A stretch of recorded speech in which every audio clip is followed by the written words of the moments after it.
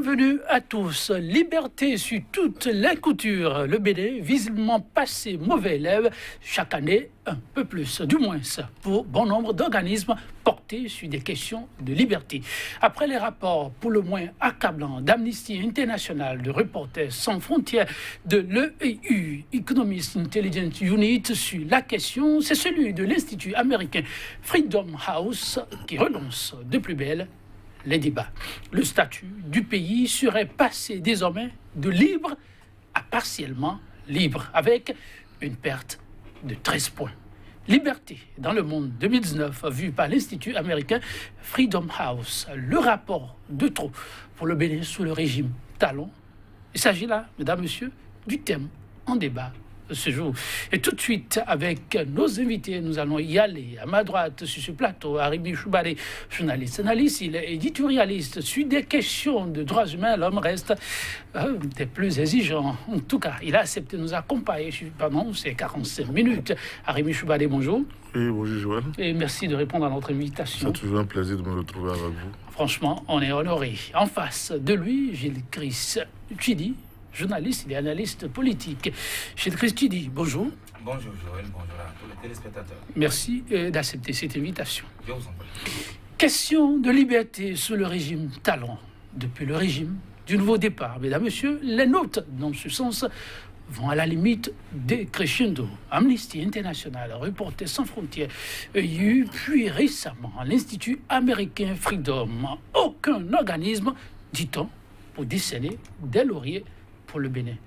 Que se passe-t-il? Quel regard doit-on en avoir? Gilles Chris Tchidi, j'ai bien envie de me retourner vers vous pour vous demander, doit-on être préoccupé ou s'offusquer? Bon, on a forcément le devoir de se préoccuper de ces différents rapports en tant que citoyen, tout simplement. Parce que, vous savez, le Bénin, lorsqu'on évoque ce nom-là, ça fait allusion à un pays qui a été longtemps considéré comme le label de la démocratie, non seulement en Afrique, mais aussi dans le monde. Il est arrivé à plusieurs occasions déjà où ça a failli flamber. Mais à l'arrivée, la démocratie l'emporte toujours. Et ça a longtemps étonné le monde entier, où on a longtemps cité ce petit pays-là, de l'Afrique de l'Ouest, comme étant l'un des pays les plus démocratiques dans le monde entier. Alors, si éventuellement on commence à noter des indicateurs, des actes qui donnent à réfléchir, c'est tout à fait normal que les étrangers commencent à s'interroger, à se demander, est-ce que ce que nous avons toujours pris pour de l'or continue de briller? Vous voyez, donc, sur peut-être la question liée à est-ce que c'est un rapport de trop, est-ce que ça ne fait pas beaucoup de rapports, je crois que c'est dans l'ordre normal des choses que les gens puissent s'intéresser au Bénin si tant est qu'ils remarquent ou ils notent que des choses changent. Après, on fera peut-être le débat pour voir, mais est-ce que ça change en bien ou en mal? Et sur quel plan? Là reste tout le débat. Mais en tant que citoyen, on doit se préoccuper de savoir, mais comment cela se fait-il que 1, 2, 3 institutions internationales en arrivent à faire des conclusions selon lesquelles les choses ne vont pas comme avant? Parce que là, tout à l'heure, vous avez même dit déjà, selon Freedom House, cet institut américain, le Bénin, en matière de liberté, passe de statut d'État libre à partiellement libre. Ça veut dire que quelque part, des choses ont changé. Et en tant que citoyen, ça doit préoccuper. En tant que commentateur de l'actualité ou analyste, on doit davantage s'en préoccuper et réfléchir notamment. C'est pour ça d'ailleurs qu'on est là. C'est pour ça qu'on est là, c'est sûr. Mais sur la question, les regards restent vraiment très partagés, les avis, vous comprenez. Chez téléspectateurs Arimi, ils sont quand même nombreux à se demander pourquoi tant de rapports sur le Bénin. Ça pleut de partout, ça tombe de partout, alors qu'il y a plus sérieux. Pourquoi on devrait s'étonner de tant de rapports? Vous avez oublié les remontrances régulières de la Cour africaine des droits de l'homme sur la situation des droits de l'homme en général au Bénin. Vous avez oublié la Commission des Nations Unies sur les droits de l'homme depuis les événements de mai 2019. Et donc, tout le monde doit s'en inquiéter, à commencer par les Béninois eux-mêmes.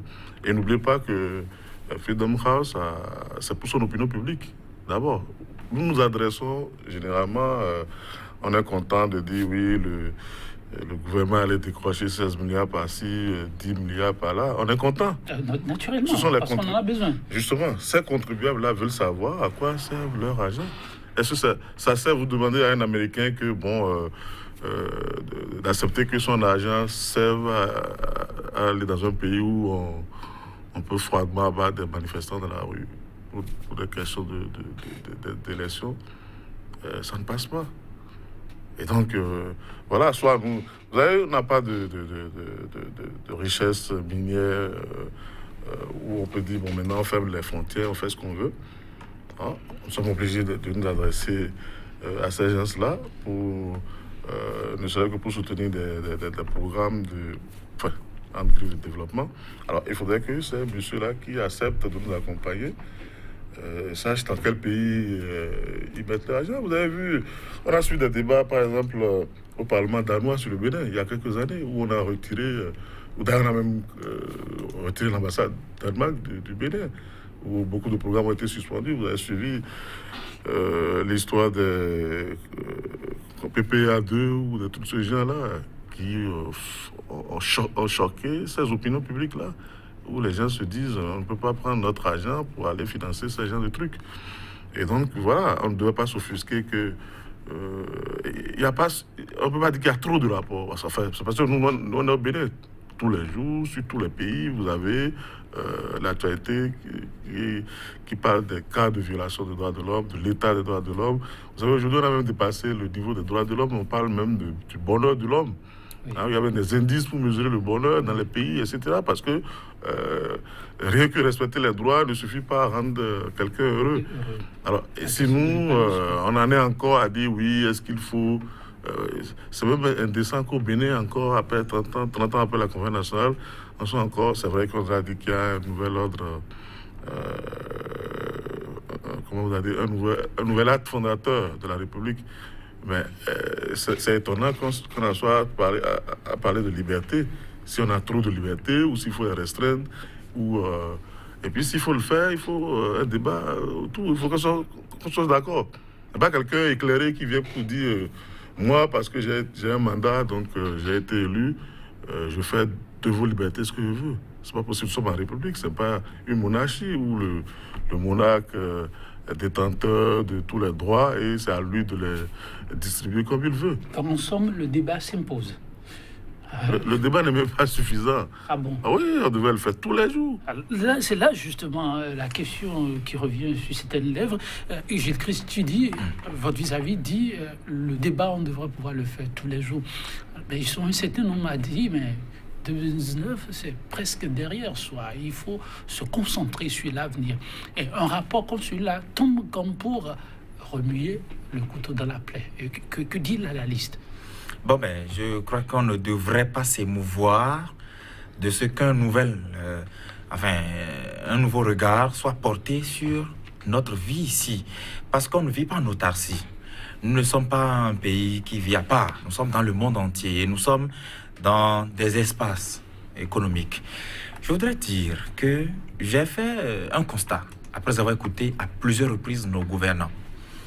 J'ai noté que, et d'ailleurs, des rapports internationaux aussi le confirment, que sur le plan économique, on a peut-être des indicateurs positifs. Vous lisez par exemple le rapport de Standard & Poor's, le rapport de Transparency International. Ces rapports-là classent le Bénin sur le plan économique en bonne position. Et j'ai entendu le chef de l'État dire récemment, à l'occasion de la conférence nationale, des 30 ans de la conférence nationale, que pour pouvoir se développer, il faut mettre de l'ordre. En gros, je le paraphrase, il ne faut pas qu'on me dise que j'ai sorti des propos de conteste.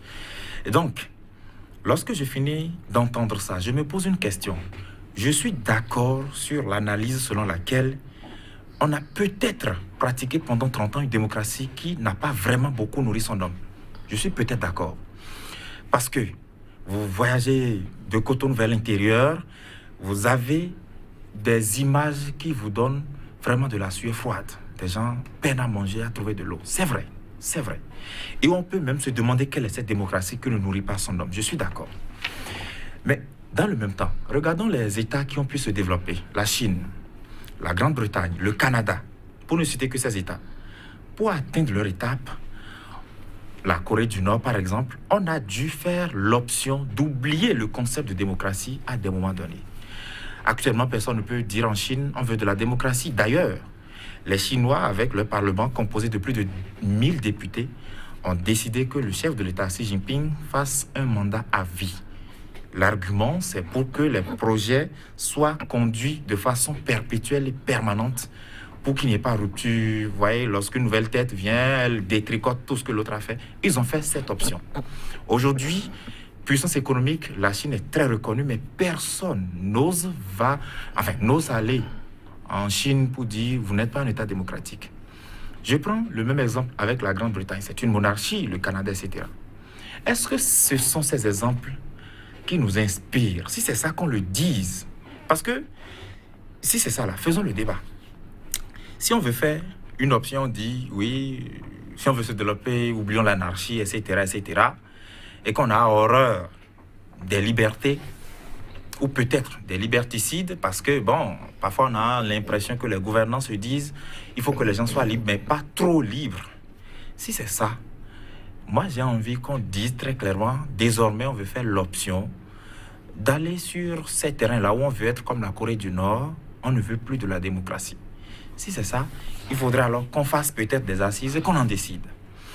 Mais si ce n'est pas ça, et que nous disons que nous voulons continuer sur le chemin de la démocratie, on ne peut pas avoir horreur que des gens viennent nous dicter des leçons de démocratie, ou du moins nous remonter les bretelles et nous signaler les insuffisances de nos différentes actions.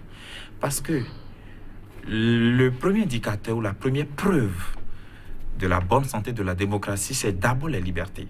Mais avant ça, c'est d'abord l'alternance au pouvoir. Et si on prend un peu ce pan-là que je viens d'ouvrir, alternance au pouvoir, on peut constater que colpin, ça va. Oui, il y a l'alternance de toute façon.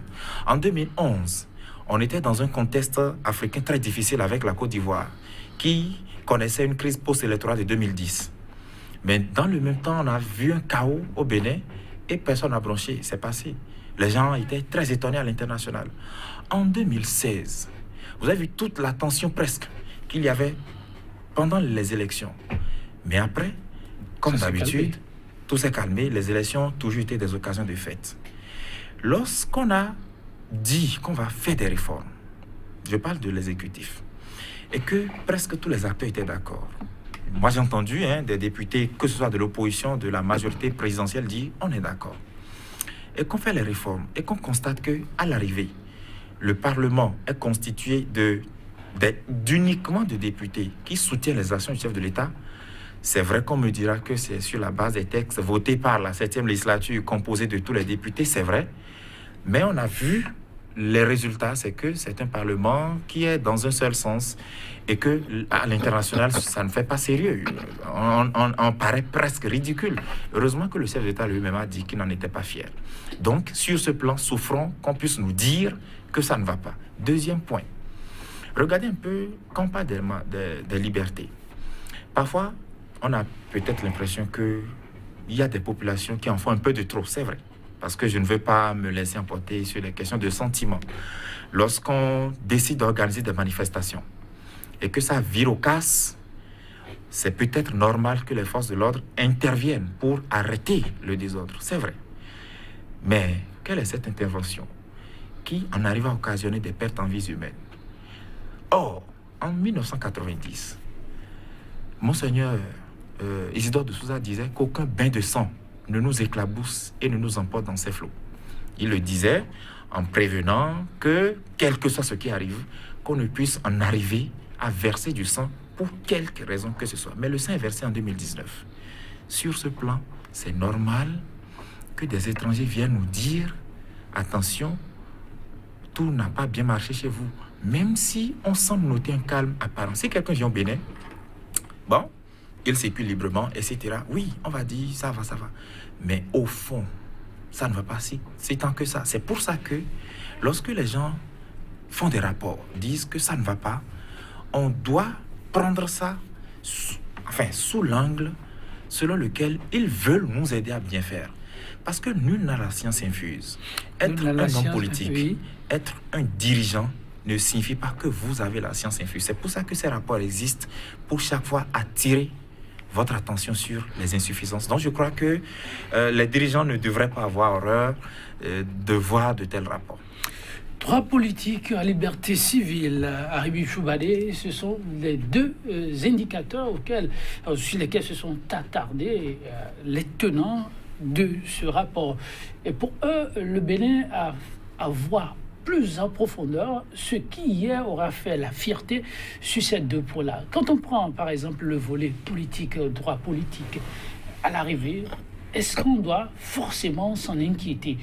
Ou pour ce qui a été fait, je rappelle parallèlement, si on ne l'aime pas, qu'il y a eu un dialogue, sinon deux dialogues, un conduit par le pouvoir, un autre par l'opposition. En tout cas, pour ce qui est du rapport issu de ce dialogue politique, on connaît l'issue. Pour ce qui est du dialogue conduit par les forces de l'opposition, on ne sait pas ce que c'est devenu. Est-ce que, pour gagner le temps, le Bénin n'aura pas fort à faire en essayant de purger ça et là pour essayer de régler une fois pour toutes ce problème? Vous avez oublié, je ne sais pas si vous l'avez fait exprès, le dialogue des Béninois de l'extérieur. La diaspora. C'est pas fait exprès. C'est comme si nous avons une république à plusieurs vitesses où les gens ne peuvent pas se parler. Vous imaginez. Ce n'est pas vous qui concluez comme ça. Vous imaginez que le même jour, le chef de l'État, avec ses amis, faisait dialogue quelque part, et ailleurs, d'autres acteurs politiques du même pays, dans la même ville, faisaient leur dialogue à part. Oui, c'est symptomatique de ce que le pays est devenu. Alors, c'est une option. Est-ce que c'est une option politique? Oui, c'est très inquiétant. Surtout que on est en train de décomplexer les violations des droits de l'homme. On vous dit oui, non, mais écoutez, on n'a rien à voir avec la liberté. On veut faire du développement. Moi, je n'arrive pas à comprendre cette aisance-là, cette manière d'assumer les dérives. Le développement, c'est pour qui? C'est pour les hommes, non? Enfin, ou bien on a l'impression que il y a une compétition au Bénin entre les hommes, les citoyens et les infrastructures. C'est-à-dire qu'on se fout de comment vivent les Béninois, de quel environnement, dans quel environnement. Vous allez chez les Béninois, à Cotonou même, pour voir leur maison, là où ils vivent, ce que c'est. Pendant que, juste à côté, devant, on essaie on fait tout ce qu'on veut, on veille même avec des projecteurs et tout ça pour mettre de l'asphalte pavé et tout ça, alors que juste à côté, en face, il suffit de rentrer dans la maison, vous verrez dans quel cas de vie il est. Et puis c'est de ça qu'on veut parler, on dit, vous vivez dans votre misère, comme s'il y a un temps pour être libre, il y a un temps pour être développé. Enfin, j'arrive pas à comprendre. C'est vrai que même ils disent qu'ils n'ont pas de philosophie. C'est-à-dire qu'ils n'ont pas d'idéologie, s'il vous plaît. Et que, bon, enfin, c'est au bon vouloir des humeurs des uns des autres. Non, personne n'a dit que c'est au bon vouloir des humeurs. Oui, notre idéologie, attendez, s'il vous plaît. Notre idéologie, oui. Tout à l'heure, mon confrère parlait de la Chine. La Chine se dit en démocratie. La Chine ne se dit pas en dictature. La Chine, c'est sa vision. Le Bénin aussi se dit en démocratie. C'est sa vision de la démocratie populaire. C'est-à-dire que tout le monde fait tout au même moment, tout le monde est au même niveau, etc. Vous voyez très bien dans leur niveau de vie qu'il y a de plus en plus de riches en Chine et de pauvres. Alors qu'on disait que c'est la dictature du prolétaire, etc. Tout le monde sait que c'est un pays à deux systèmes. Mais nous, on a fait une option à la Conférence nationale d'être une démocratie libérale. Soit on a fait l'expérience de la démocratie populaire avec le PRPB, où le parti dirigeait l'État, le chef de l'État, le grand camarade de lutte. On a fait ça pendant 17 ans. Et un jour, on a vu, on était conduit à l'impasse, les écoles étaient fermées, les banques étaient en banqueroute, les entreprises en faillite, etc. Et on a dit non, mais il faut qu'on bouge. Et c'est là qu'on a fait l'option dans laquelle nous nous trouvons aujourd'hui. Et jusque-là, on n'est pas encore en banqueroute. On n'est pas encore en liquidation. On n'est pas... Le pays, d'une manière ou d'une autre, fonctionne tant bien que mal. Quand ils sont venus, le régime actuel est venu en 2016, et on payait les salaires. il y avait la quiétude, Quand même il y a quelques tensions politiques liées aux élections, comme d'habitude, il n'y avait pas péril à la demeure. Alors,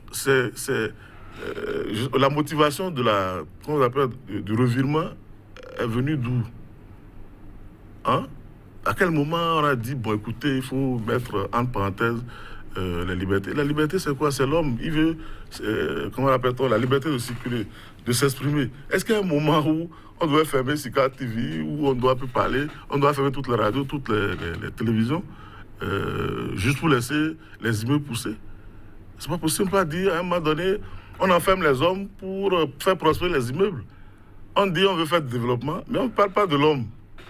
Comment peut-on faire un développement sans tenir compte du citoyen? C'est ahurissant ce qu'on attend. Oui, oui. Comme vous le dites aussi, ce n'est pas tout à fait exact. On n'a jamais empêché l'homme de vivre, de répondre à ses aspirations profondes. Mais désormais, il est question d'harmoniser les faits. Et donc, rester, pour reprendre l'expression du chef de l'État, être plus pratique que toute autre chose. Hier, ça a été un peu plus de la théorie que toute autre chose. Ça n'a pas permis au pays d'avancer qualitativement. Mais là, il faut appuyer sur l'accélérateur et permettre au Bénin de mieux se positionner. Je ne sais pas ce que vous appelez avancer. Je ne sais pas si vous connaissez Cotonou avant 90. Si vous prenez Cotonou à 2016, vous faites la photographie.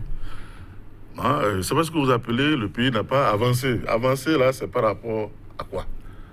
Et qui a fait ce diagnostic-là? On ne peut pas se lever du jour au lendemain parce qu'on a gagné une élection, découvrir que on s'est trompé de pays et que c'est maintenant qu'il faut réinventer un autre pays. Tout le débat est à ce niveau. Nous sommes en République. Et en République, oui, s'ils avaient une idéologie, on devait évoluer sur des visions concertées, pas sur des illuminations de quelques les plus intelligents du groupe qui amènent tout le monde. C'est pas le troupeau, c'est pas comme la Bible où le pasteur mène le troupeau. C'est pas possible. Ça ne se passe pas comme ça. Nous sommes tous de la même matière, si vous voulez. C'est pas l'homme et le troupeau. C'est pas l'homme et les moutons. Nous sommes tous des citoyens. Et on a décidé qu'à un moment donné, certains vont occuper des places, etc. Vous savez, les questions de droits de l'homme, ça va plus. Les questions de droits de l'homme aujourd'hui au Bénin, ça va au-delà des questions de médias fermés, de marches réprimées. Et c'est à quel niveau? Oui, vous allez dans l'administration publique aujourd'hui où la manière dont ça se passe, les marchés publics, c'est des débats qu'on faisait auparavant. Aujourd'hui, ça n'existe plus. On ne va pas me dire que pour développer... La des marchés, vous voulez dire... On ne va pas me dire que pour développer le Bénin, c'est embellir les murs de la présidence. On va me dire que c'est ça le développement. Et c'est parce qu'on veut faire les murs de la présidence, il faut réduire les libertés. Il faut empêcher les fonctionnaires de faire leur boulot. Aujourd'hui, vous avez des cabinets publics qui gèrent des dossiers publics, qui contrôlent même les finances publiques. Des cabinets privés, vous voulez dire? Parce que vous avez dit des cabinets publics qui des cabinets privés. Cabinets privés qui interviennent aujourd'hui beaucoup plus dans le public. Parce qu'on n'a plus confiance à notre administration publique. Et qui n'a plus confiance? Il y a un problème. C'est comme si le Bénin appartient à quelqu'un qui vient aujourd'hui et qui décide de transformer les serrures, les clés et tout, au détriment sans même consulter les citoyens. Alors ces rapports, quand vous suivez, doivent être revisités du fond en comble. Et les dirigeants et les populations, pour ne pas dire les citoyens, s'asseoir pour mener un débat. La liberté, ce n'est même pas un débat au Bénin. Ce n'est pas aujourd'hui un débat, ça ne devrait pas être un débat au Bénin. Elles sont quotidiennes. Il n'y a pas un moment où on doit en jouir et un moment où on ne doit pas en jouir.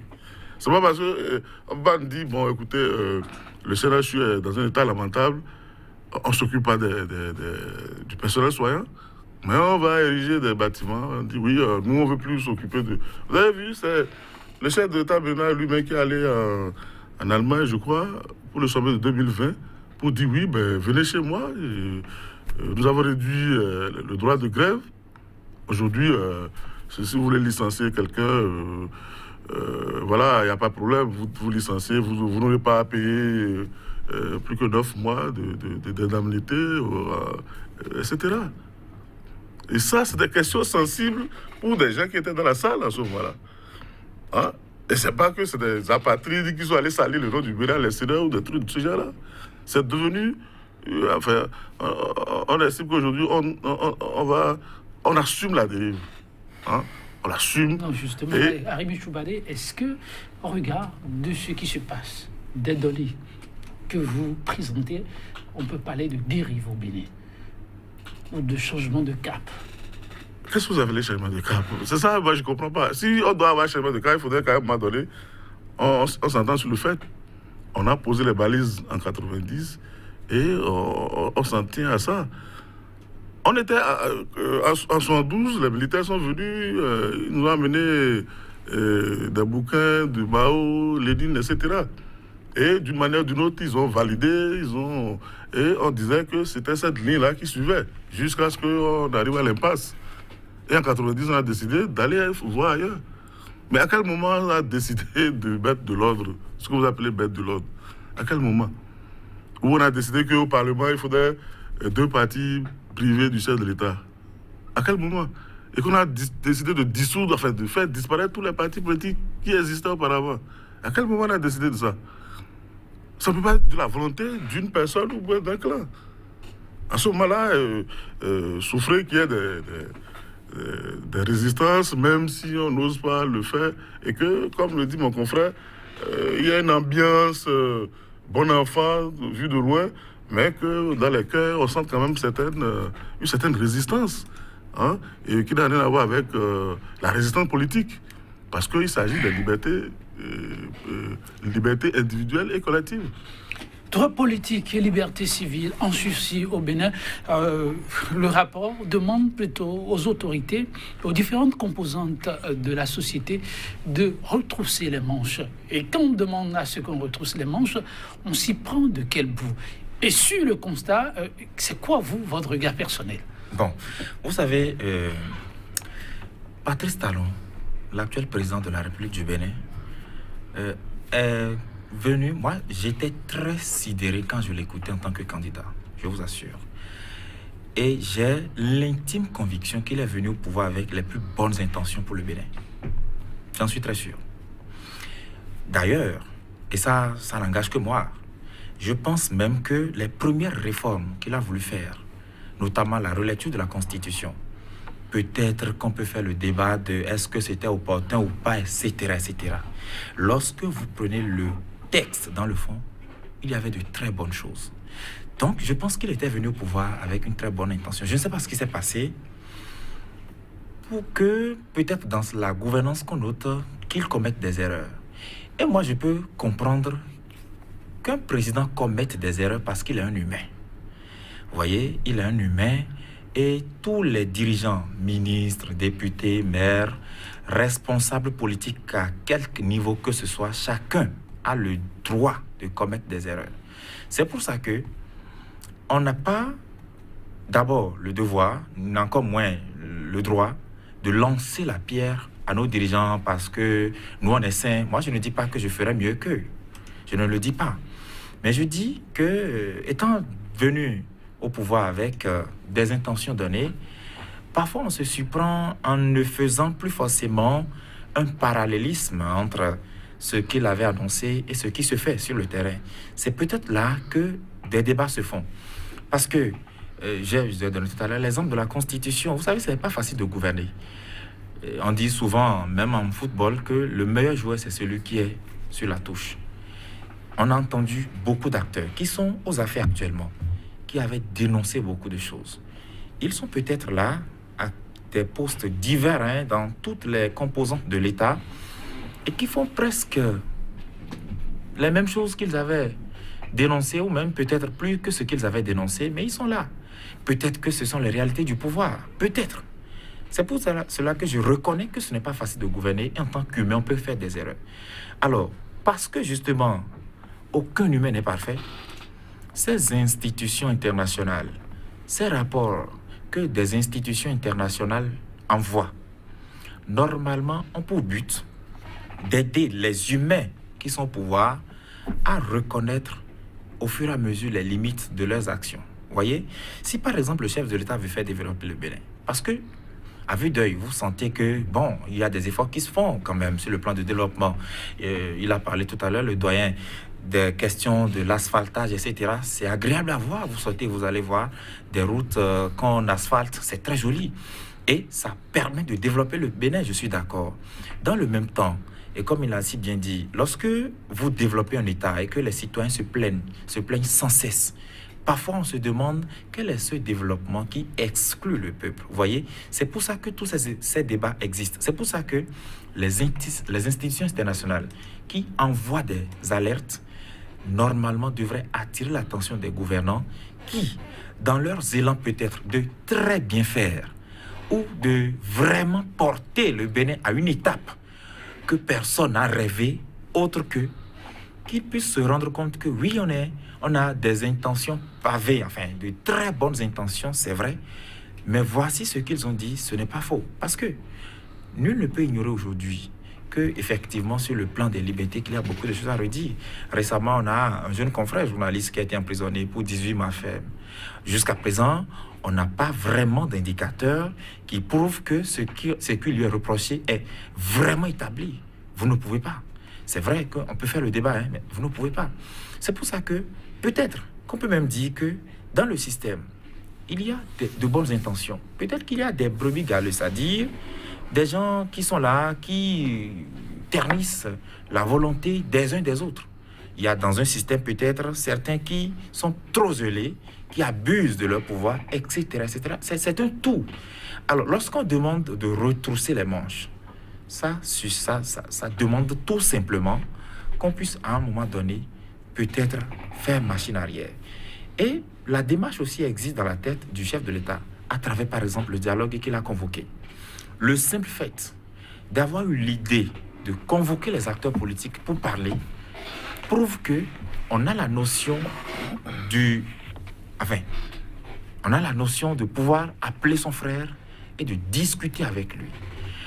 Du moment où cette notion-là existe, on aurait pu encore davantage la matérialiser même en allant vers ceux qui se sentent très écartés. Parce qu'il y a des gens qui se sentent écartés du pouvoir, qui se sentent brimés, qu'on puisse rassurer ces gens-là. Il y a des gens qui ont perdu des membres de leur famille à l'occasion des élections. Alors aujourd'hui, qui va ramener ces gens-là? Personne. Les hommes politiques vont continuer leur chemin, ils vont continuer à faire leur saga. Mais alors, qui va ressusciter ceux qui sont morts? Ceux qui sont tombés sous les balles de l'armée? Personne. C'est pour ça qu'à des moments donnés, lorsque les dirigeants sont là, sans vouloir leur donner de leçons, qu'ils puissent de temps en temps se dire, est-ce que tout ce que les autres disent, est-ce que c'est si faux que ça? C'est ça la question fondamentale. Est-ce que c'est si faux? Même si vous faites bien, peut-être que ces rapports vont vous aider à mieux faire. Ces rapports peuvent aider à mieux faire. Oui, Arabi Choubadé, retrousser les manches, qu'est-ce que les autorités peuvent bien faire pour aider le grand nombre, si on vous suit très bien, à se retrouver une époque qui semble désormais révolue, de liberté, de vie politique plus aisée, plus consensuelle? Non, c'est une option. Hein. Ils ne veulent rien faire d'autre. C'est l'option de tout briser sur son passage. Le chef de l'État, je ne fais que le répéter tout le temps. Il a dit, pour se faire élire, il n'a pas besoin de voir le bilan. Et que sa capacité à maîtriser les partis politiques, à maîtriser les grands électeurs, les députés, la société civile, les médias et tout. Voilà. Pour vous, c'est ce qui est mis en Oui, c'est une option de gouvernance. Et c'est ça qui est en train d'être appliqué. Je ne vois pas ce qui peut influencer. Vous avez vu le dialogue. Le dialogue a été fait sans... parce qu'on ne peut pas me dire qu'on a invité les gens qui ont refusé. À la conférence nationale, on peut dire du PCB qu'ils ont été invités, qu'ils ne sont pas venus. Après le dialogue, en dehors du parti de Roulé, qui a boycotté les travaux, même pas boycotté, qui a, avant même les travaux, avait déjà émis quelques réserves. En dehors d'eux, on ne peut pas me dire qu'on a invité le président Soglo. Ancien président de la République, on ne peut pas me dire qu'on a invité Yaïboni, et qu'on a invité le parti du Sébastien Adjavon. Et donc c'était délibérément une réunion entre copains. Ils auraient pu même créer un groupe WhatsApp et échanger entre eux, au lieu d'aller se réunir pour distraire Vous n'êtes pas trop énergies. amer en le disant ainsi. Si, ce sont des moyens de communication, ce sont des amis. Rien ne les empêchait de créer un groupe, 83 députés, le nombre de ministres, le chef de l'État, et puis les quelques présidents de partis satellites pour régler le problème. Ça aurait été plus simple. Il n'y a pas de débat à faire, puisqu'ils ils sont tous de la même obédience. Donc, c'est une volonté. Et vous avez vu, dès qu'ils sont sortis du dialogue, ils ont couru pour aller faire loi d'amnistie, révision de la Constitution, et tout ça. C'est une option de gouvernance. Et donc, me demander à moi comment on peut influencer sur ça, je comprends. Le Bénin ne vit pas en autarcie. Le pourquoi, justement, de ces rapports. Heureusement que ces rapports servent aujourd'hui de miroir à cette gouvernance. J'espère qu'ils vont avoir la modestie de se mirer dedans pour apprécier. En dehors de ça, je ne sais pas ce qu'on peut faire autrement. Vous avez vu, oui, la réponse, c'est très clair. On a dit, la conférence nationale, c'est même quoi. À un moment donné, ils étaient embêtés qu'on leur rappelle tout le temps que ce n'était pas les options de la conférence nationale, etc. Et puis on a fini par nous dire, écoutez, votre conférence, c'était juste une réunion, une conjoncture. Hein? Et c'est devenu un message officiel. Vous comprenez? Où on nous dit même, oui, vous savez, même le dialogue entre copains, là, le jour où les autres aussi faisaient dialogue, pourrait être notre fondateur. Enfin, un truc. Il y a eu un mélange sémantique voulu. Et aujourd'hui, on a l'impression qu'on est dans une impasse, mais une impasse voulue et assumée. Pour vous, il faut donc s'attendre à d'autres rapports plus accablants que ceux observés jusqu'à présent. Oui, parce que je ne sais pas ce qui va les arrêter jusqu'à la réélection de 2021. Puisque c'est une option déclinée avant même la prise de fonction de celui qui est là. C'est une option déclinée. Si vous voulez gagner les élections, c'est maîtriser les partis politiques, les députés. Et c'est ça qui est en train d'être déroulé. Hein? On va faire vous avez vu, on va faire des élections municipales bientôt, où tout le processus électoral, pour la première fois depuis 1995, est contrôlé par un seul camp. Comment ça? Vous parlez des communales en vue? Vous connaissez des gens au cause qui peuvent apporter la contradiction aux partisans du pouvoir? Vous connaissez Ça, c'est la conséquence des élections législatives. Mais c'est pour ça que je vous dis, c'est une déclinaison. C'est une déclinaison et je dis, je ne sais pas ce qui peut arrêter. Donc, heureusement que vous arrivez à aborder dans mon sens. Aujourd'hui, on ne voit pas ce qui peut arrêter cette machine-là avant la réélection, parce que l'objectif, c'est la réélection. On a dit ce qui vous permet de vous réélire, c'est de contrôler tout. Alors, Gidriss, pour le Bénin, autant cesser de parler de questions de liberté, de démocratie? Non, on ne peut pas, on ne peut pas. Je crois que tôt ou tard, on finira par trouver le bon moyen. Vous savez, en 2019 aujourd'hui, ou en 2020, à l'ère de la technologie ou de l'invasion massive des réseaux sociaux, c'est encore plus difficile de gouverner. Peut-être que tout ça là aussi constitue des moyens d'obstacles d'une gouvernance peut-être plus sereine de nos gouvernants. Vous savez, aujourd'hui, au fur et à mesure que vous faites des discours, des déclarations, que vous posez des actes, les gens vous censurent sur les réseaux sociaux. Et ça, peut-être les présidents qui ont tout le temps dirigé le Bénin n'avaient jamais été confrontés à ça. C'est un exercice assez dur. Et nul ne prend plaisir à se voir insulter tout le temps sur les réseaux sociaux, dans les médias. C'est pour ça qu'en tant qu'humain, le premier réflexe est de dire, mais moi, ça m'énerve. Vous voyez? C'est pour ça que les gens parfois se laissent emporter par l'émotion. Moi, je peux les comprendre.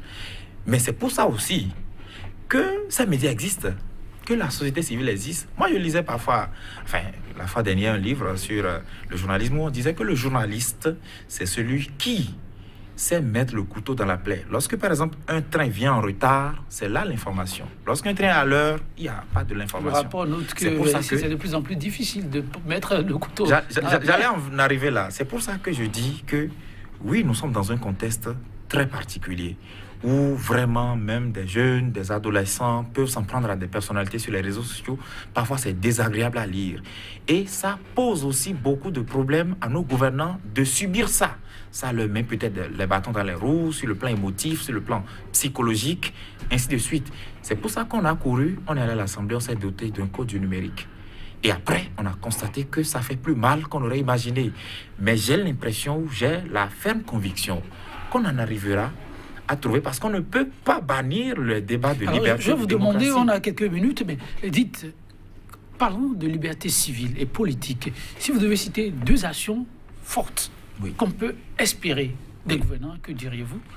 Ah ben, qu'on peut espérer en Oui. termes de souhaits. Pour aider à redorer le blason, l'image du Bénin sur ce plan-là? Bon, c'est de commencer déjà à poursuivre peut-être la dynamique de la loi sur l'amnistie qui avait été votée en 2019. Vous voyez, après les législatives, lorsqu'on est allé au dialogue politique, on a dit faisons amnistie. On a fait une loi qui a permis de libérer ceux qui avaient été interpellés dans le cadre des violences. Donc vous souhaitez... Mais je souhaite qu'on puisse aller au-delà, c'est-à-dire qu'on l'étende peut-être à d'autres composants de la société, des gens qui se sentent peut-être lésés. C'est vrai que je ne défends pas l'impunité, nullement.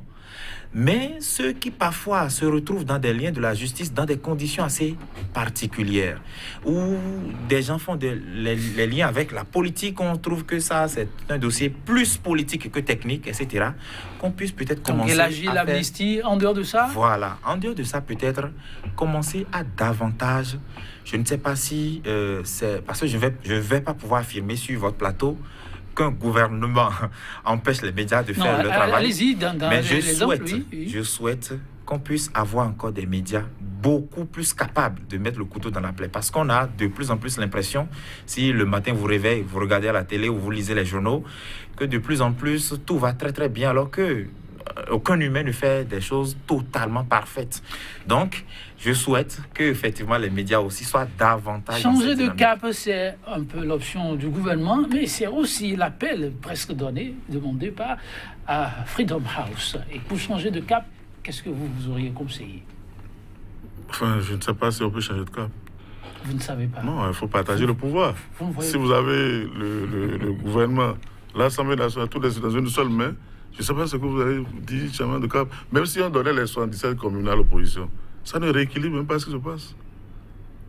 Je ne sais pas comment on peut changer de cap. Parce que les types assument, je vous dis, et ça va être compliqué de changer de cap avant 2021. À moins de faire démissionner l'Assemblée nationale, peut-être, j'en sais rien. Mais je ne vois pas comment on peut le faire. Parce que les gens, vous savez, ils s'inscrivent même dans la durée.